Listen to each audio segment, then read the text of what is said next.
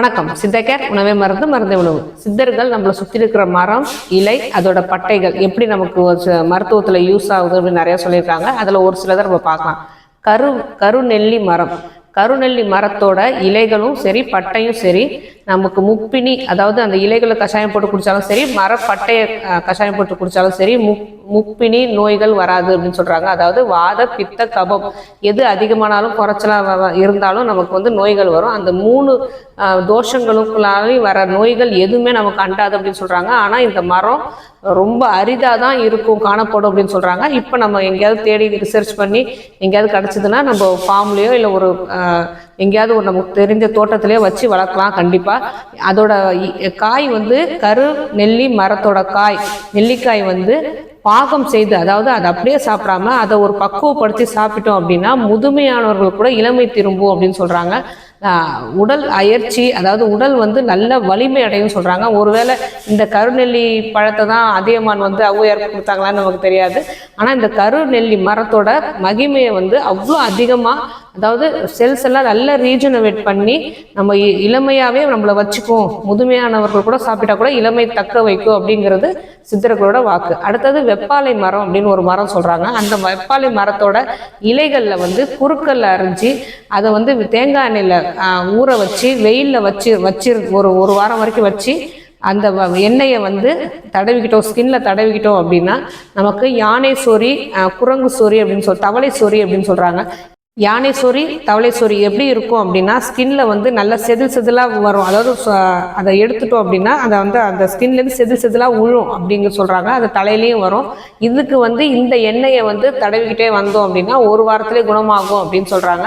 அதேமாரி வேப்பிலை நமக்கு சாதாரண கிடைக்கிற வேப்பிலையை பித்தம் அதிகமான வர சுரங்களும் கபம் அதிகமான வர சுரங்களும் நீக்கும் அப்படின்னு சொல்கிறாங்க. இந்த வேப்பிலையை சாதாரணமாக கஷாயம் போட்டு குடித்தாலே போதுமானது அப்படின்னு சொல்கிறாங்க.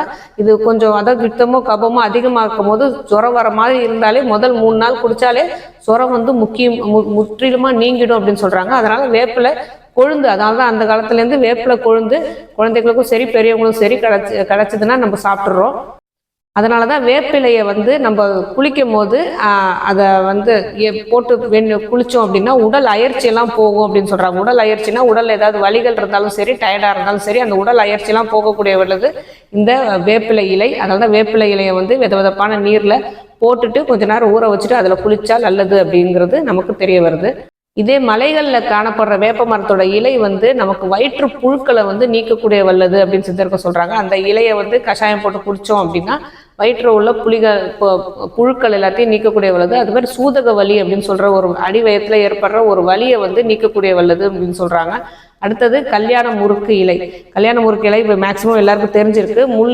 முள்ளெல்லாம் இருக்கும். அந்த இலையை நம்ம சாப்பிட்டாலும் சரி, அந்த இலையை கஷாயமாக்கி குடிக்கும் போது நமக்கு வாய்ப்புண் வராது. அதாவது நல்ல உடம்பு வலி, வயிற்று வலி இருக்கும் போது சூதக வலியும் சரி வயிற்று வலியும் இருக்கும். அந்த வயிற்று வலி ஏன் ஏற்படுது அப்படின்னா கேஸ்ட்ரிக் பிரச்சனையால் சூடு அதிகமானதால் வயிற்று வலி ஏற்படும். அந்த சூடு அதிகமான வர வயிற்று வலி என்ன செய்யும் அப்படின்னா நமக்கு எப்படி காட்டும்னா வயிற்று வலிக்கவும் செய்யும், வாயெல்லாம் புண்ணு ஏற்படும், வெள்ளையாக புண்ணு வரும்.